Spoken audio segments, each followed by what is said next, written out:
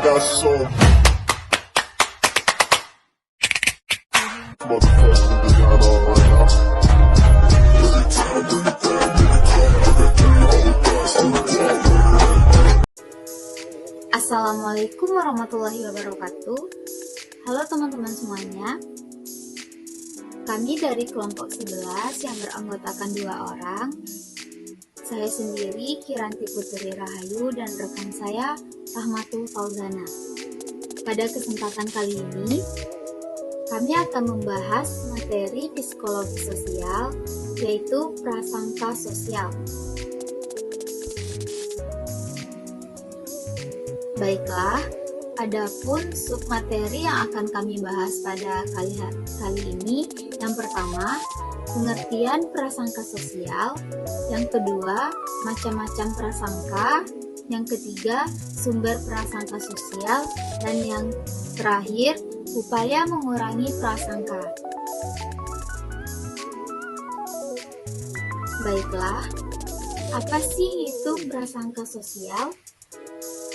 Prasangka sosial adalah dugaan berupa penilaian negatif mengenai suatu kelompok dan setiap individu dari anggotanya. Prasangka adalah sikap kombinasi dari perasaan, kecenderungan bertindak, dan keyakinan. Prasangka sosial yaitu dugaan-dugaan yang memiliki nilai positif atau negatif, tetapi biasanya lebih bersifat negatif.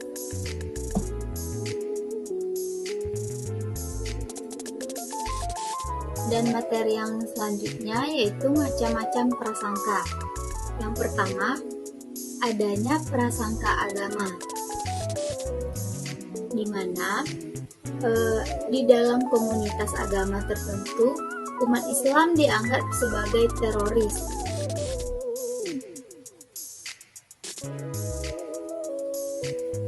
Yang kedua, yaitu prasangka etnis, di mana orang Jawa dikenal orang yang lembut dan orang Batak dikenal orang yang keras.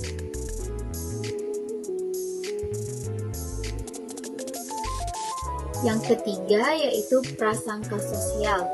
Contohnya, menurut orang kaya, orang miskin itu adalah orang yang pemalas, jadi orang kaya tidak memperbolehkan anaknya untuk bermain dengan orang yang miskin. Dan bahkan sebaliknya, orang miskin beranggapan bahwa orang kaya itu adalah orang yang sombong.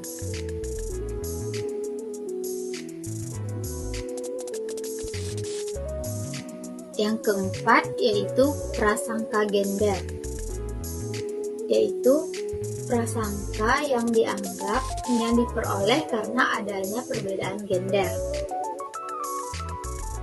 Selanjutnya, adanya prasangka politis. Prasangka politis itu yaitu prasangka yang bermunculan karena adanya pengaruh dari politik. Selanjutnya yang terakhir yaitu prasangka disabilitas, di mana prasangka terhadap orang yang memiliki keterbatasan fisik atau disabilitas. Contohnya, orang cacat tidak mampu masuk dalam jurusan olahraga.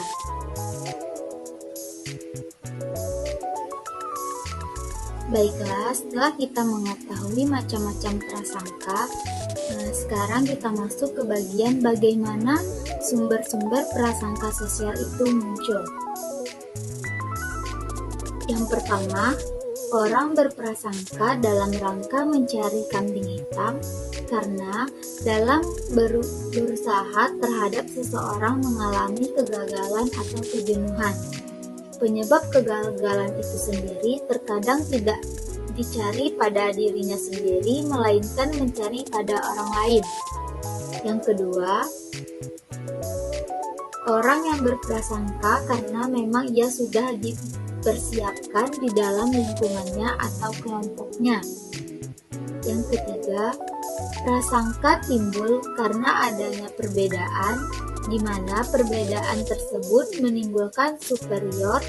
Perbedaan ini meliputi fisik atau biologis, ras, lingkungan geografis, kekayaan, kesetaraan sosial, agama, dan norma sosial.